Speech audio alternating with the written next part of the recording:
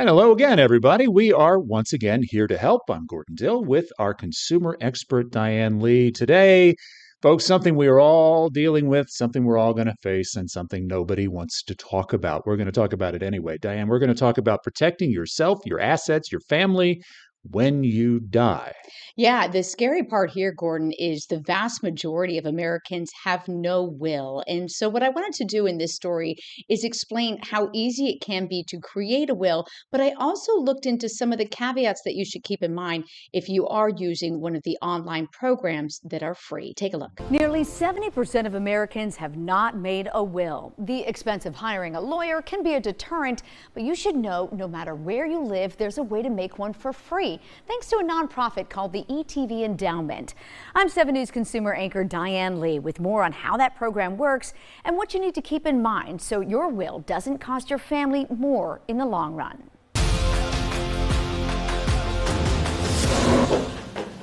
One problem Zachary Murray does not have is procrastination. At age 31, this Greenville husband has already bucked the trend. He's now among the 32% minority who has actually made a will. It does feel good having it knocked out. That it's nothing I got to worry about in the future. Murray got the idea from this email sent by the ETV Endowment, a nonprofit he supports financially. It explains how ETV has partnered with Giving Docs to offer a free, safe online service to help you write your will and other plans. So this is the dashboard here. Murray showed us through the process, which he says takes only about 15 minutes. What was the hardest part of the process? I think the hardest part of the process was figuring out who to give what, honestly. But no, they actually make it really easy as in terms of what information you need to provide them. Hey, Claire. Kobe Hennessy, the executive director of the ETV Endowment in South Carolina, says the nonprofit offers the service to anyone in the state for free, even if they're not an ETV member. How do you know you can trust this program? This program has actually been around for many years, and by using Giving Docs, you can create a valid will online, and it is valid in all 50 states, including the District of Columbia. We should note the will is not legal in South Carolina until you print it and sign it, along with 2 witnesses who are not beneficiaries. You're not required to get it notarized, but it is helpful so your witnesses don't have to testify in probate court. Still, even with a valid will, the question remains, is it comprehensive enough to match up to what a lawyer could provide? Attorney Richard Rhodes warns some types of online wills could cost your family more in the end. When it comes to these online wills, what's the biggest mistake that you see?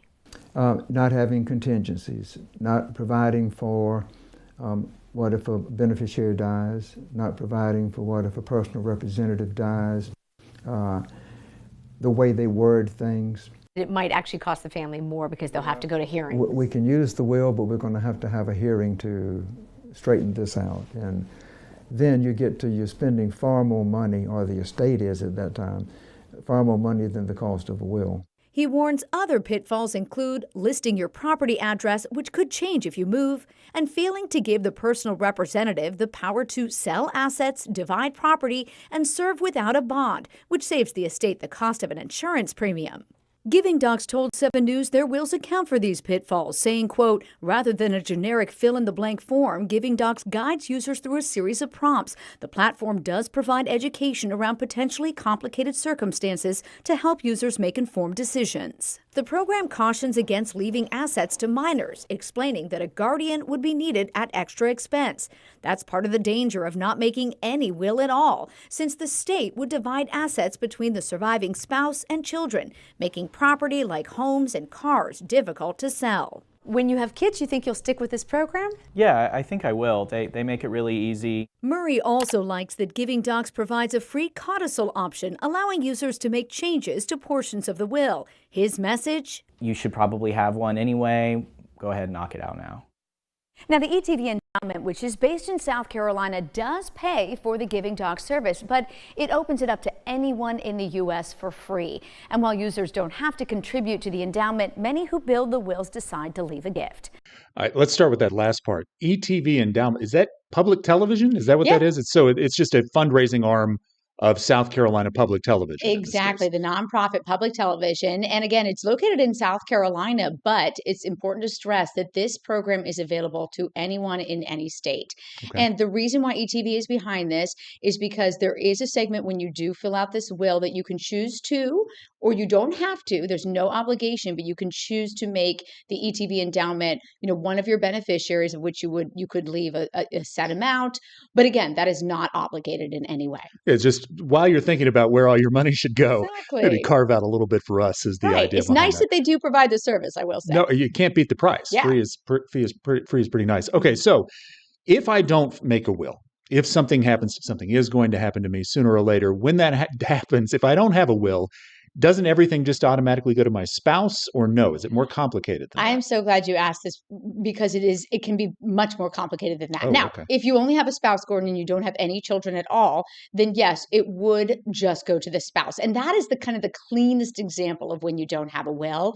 But if you have, let's say, a spouse and a child, or two children, or maybe you've been divorced and then you have other children, that's where things get really complicated. The state then has to divide it up. And by law, the state would give half to your spouse and the other half to your remaining children. Oh, wow. Yeah, and the problem is if they Wow. are minor children, that can present a big difficulty because then let's say you go to sell your car Mhm. or your house and the children own part of that because that was in the estate. I see. And therefore, they would have to be represented in court. That costs money. There would have to be additional hearings. That costs money just to determine whether you could sell your house or not. So you would have to have a guardian ad litem applied to the kid. It Oh, gets, wow. like I said, very complicated. Now, here's the one scenario if you have adult children, and this has happened because I was speaking to the attorney about this. If you don't have a will, the remaining money, again, would go half to your spouse and then half to the adult children. And there have been situations where the spouse later on decides that they want to sell the family home within their right. They want to move, to a different home or retirement center. And one of the adult children doesn't want the loss of the family home. They love the family home and they hold that up in court. Oh, now we're having a fight. Yeah, now you're having a fight. So Yeah. it's just so much better to have a will that delineates that and accounts for those scenarios. Okay, so spell everything out, even if it seems really simple. I mean, honestly, that's the reason I don't have a will. I Yeah. assumed my wife would get literally everything and there'd be nothing to worry about. But now what you're saying, my wife would get half my house and my two adult children would get 25% apiece Right, of my house. which could leave your wife in a difficult situation if Sure. she wants to make some financial decisions. That is Of very course, your children complicated. are perfect in every way, so they would never fight. If they're watching this, sure. So let's take a look at this area on the web that you showed us here. So let me pull up. This is the ETV endowment website. Exactly. And so I'm going to Yeah, this so- point right here. Okay, Yeah. so this is what people would pull up if they went to the ETV endowment, and this is how you would begin that process. Exactly. There's that little button down there that says get started. So Okay. you would click on that. And Gordon, I won't make you go through this whole process because you Okay. would need to enter your own email and your password. But I did go through this process just to see. I went pretty far in just to see what it would be like. And I can tell you that it is an extremely simple process.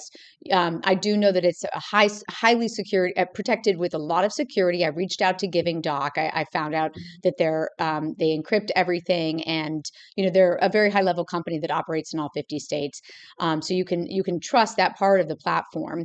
And this is an example of the will that you could potentially be getting. They sent me this as an example, and you would see these instructions for filling it out. It gives you an example of where to find a notary, and then long and the short is it asks you specific questions during the course of filling it out that prompt you.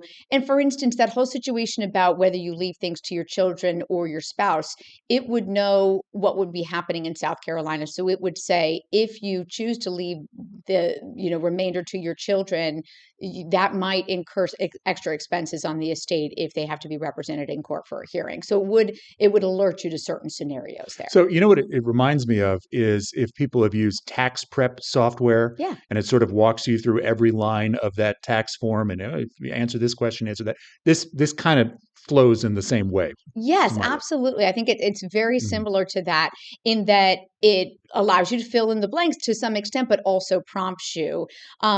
I would caution anyone saying that this is a fill in the blank form. Giving docs, what they're known for is, yes, you do fill in, but it really does also educate you at the same time. So it's kind of a dual situation there.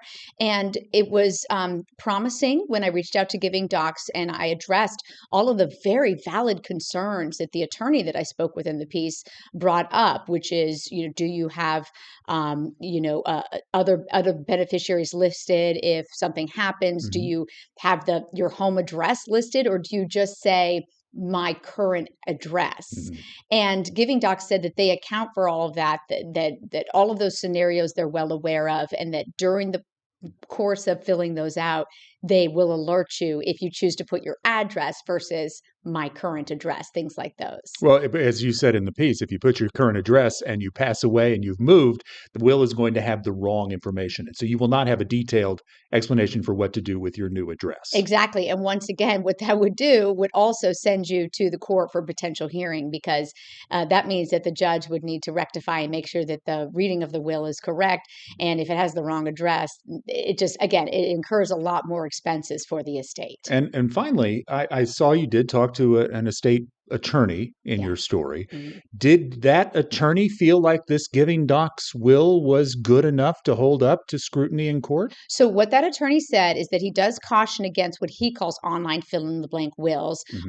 He did, full disclosure, he didn't read through the exact Giving Doc will, because obviously everyone's will is a different situation, and didn't go through that process. But he wanted to make sure that we, as a news team, asked Giving Docs those questions. So he made sure, those points that I mentioned in the story, especially, I think you have some visual of the story, so they may pop up again as we talk about this, but especially those bullet points where I talked about power of attorney, making sure that you have an alternative power of attorney in case something should happen to that person. So you're thinking of all the different scenarios, making sure that you give that power of attorney the right to be able to sell off some of your assets. So even though you designate, hey, I want this child to have this ring and that person to have this car, there's still some assets that usually remain that the power of attorney really needs the rights to be able to sell. And if that power of attorney doesn't have that, they'll have to go to court and get a hearing, and again, more expenses on the estate.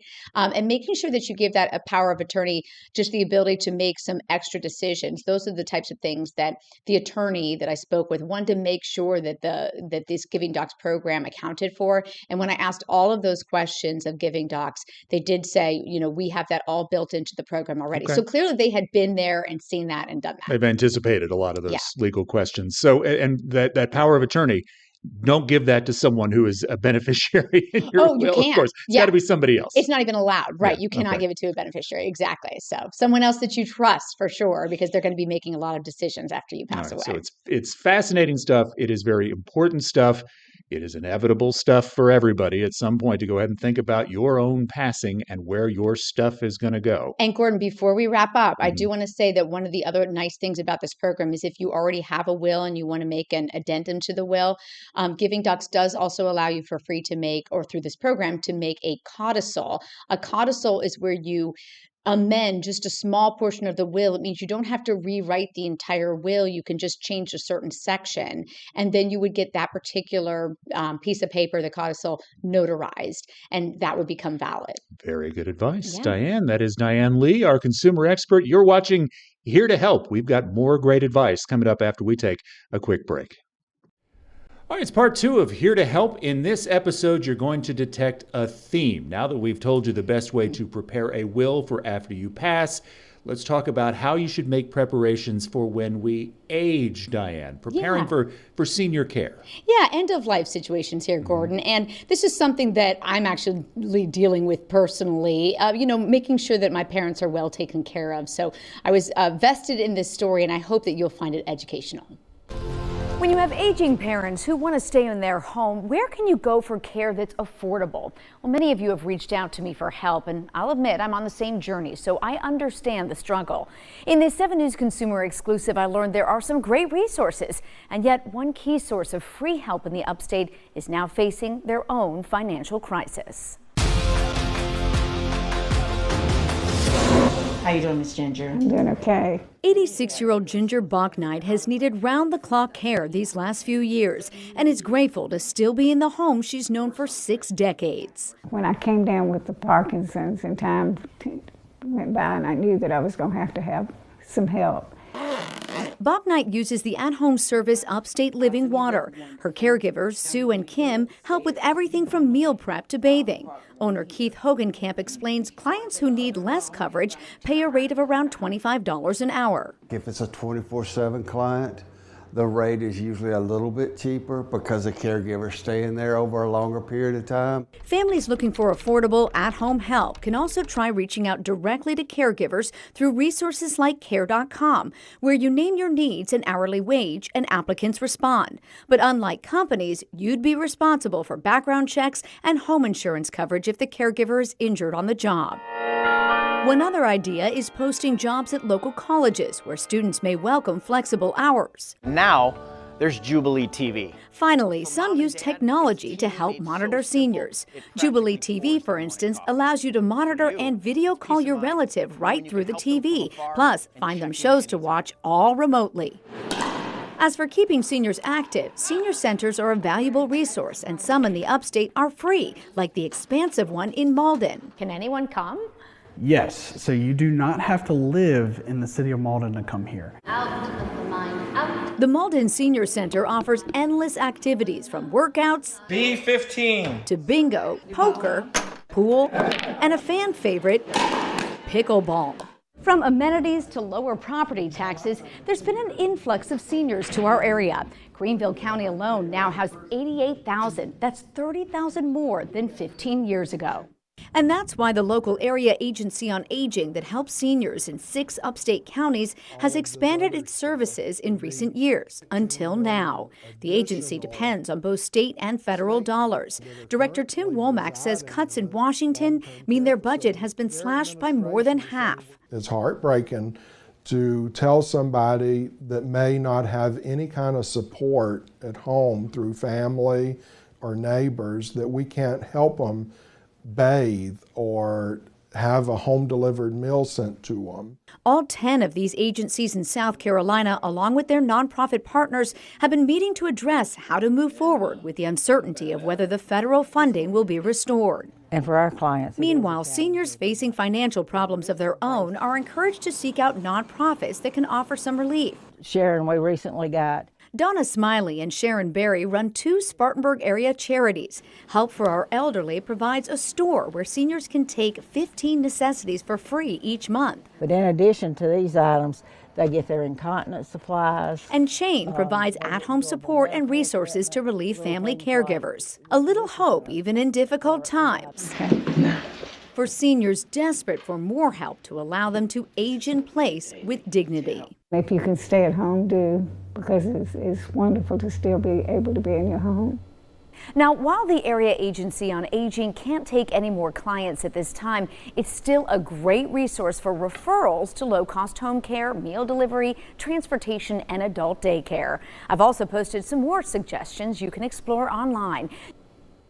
Wow. Okay. I'm glad you've got more suggestions because I got 1,000 questions, Diane. Yeah, please ask away. So particularly at this point, at least, we are focused on seniors who are able to stay at home. So those who just need a little bit more help around the house. Yeah, a little bit. Or like Ginger there, who actually need a lot of help. Again, she's getting 24/7 care. And that's something that, her family's been able to do. Obviously, that's at a high cost. Sure. But there are some seniors who just need a few hours help with maybe bathing, hygiene, maybe taking them for walks, and that may just be a couple of hours, so that might be a lot more doable than going into an assisted living center. Yeah, so let's talk about these sort of comparison shopping that you built in there, because there are services and agencies that will help supply home health care staff, all the way up to registered nurses in some cases for that. But you suggested going to local schools and looking for people looking for part-time work, or going online, and we'll show that website in just a moment. Tell me about how to vet that, because you do want to be very careful about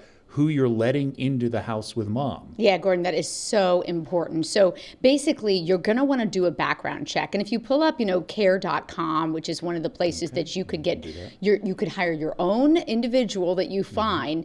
They do provide extra resources there where you can vet. So if you see there's various options of what you can get through a place like care.com, if you go to the senior care, Gordon, right there at the top middle, that would allow you to pick what you would need. If you would want a hands-on example, bathing and grooming, you would pick that middle option there. You would probably keep on the recurring time since you would want it to be, so you'd click on that middle section there. And then you'd enter, your days that you would want, your zip code. And when you do that, you would get a number of people that pull up. And that's when you would go through kind of that vetting process. You would read about them, check reviews, you can ask for references and call them.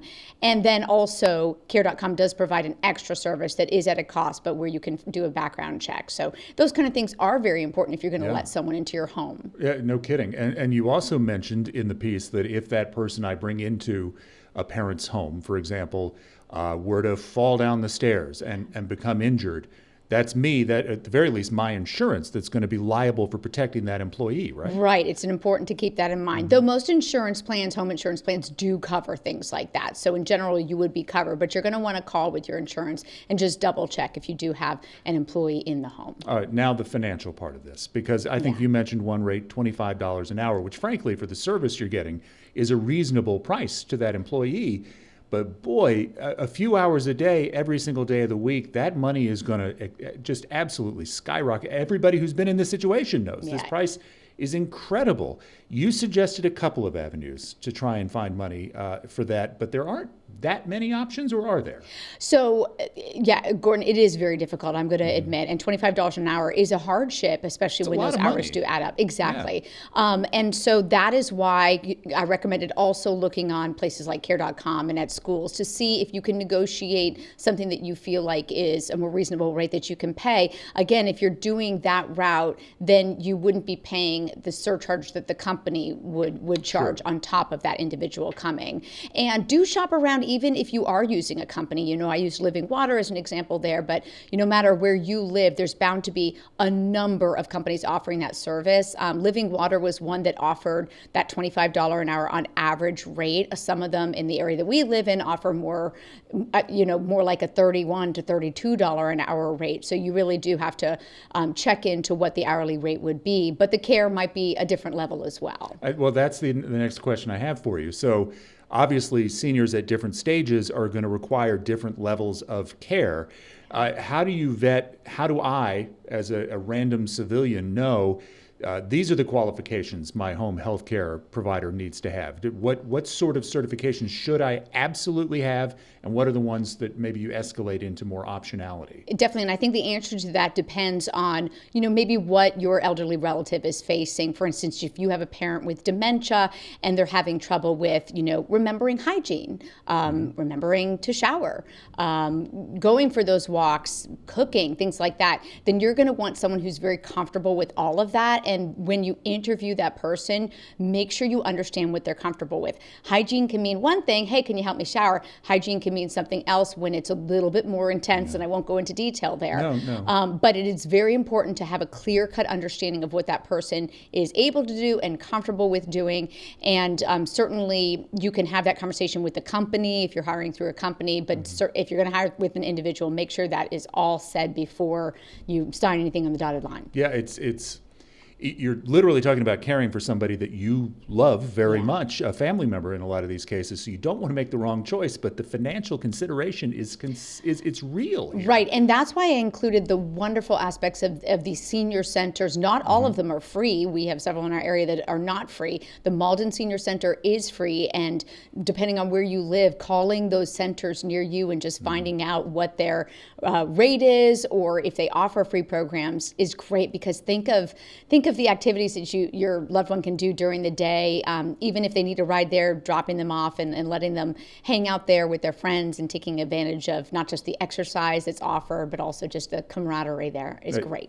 Diane, when you said that people sit around all day and they play cards and they play a little bit of poker in the afternoon, I thought, I actually would like to hang out. Yeah, pool, everything. Sounds pretty fantastic. All right, before we let people go from this episode of Here to Help, this is the website that you had me pull up. This is called care.com. That's the one you use. I'm logged in as you right now. Right. Any other obvious ones that would be great for people to know about, or is this the one you would recommend? I recommend this. You can look online for other resources, but I mean, you can also check those college boards that you can post on, which is great. And Gordon, the one aspect of this story too that I want to talk about is just in pretty much every area of the country, there are these area agencies on aging, and they're a very helpful resource. So even though right now, as I made a point in my story of saying that they have lost federal funding at this point, or a considerable amount of that, they can still certainly help with references. So when it comes to just double checking what's reputable and what they would recommend, you can start there for sure as a reference. All right, that is consumer anchor Diane Lee. We are here to help, and we have put another edition in the books. We've got a lot more great money-saving tips, ways to protect yourselves from scams when we come back to you next week. Have a good day, everybody.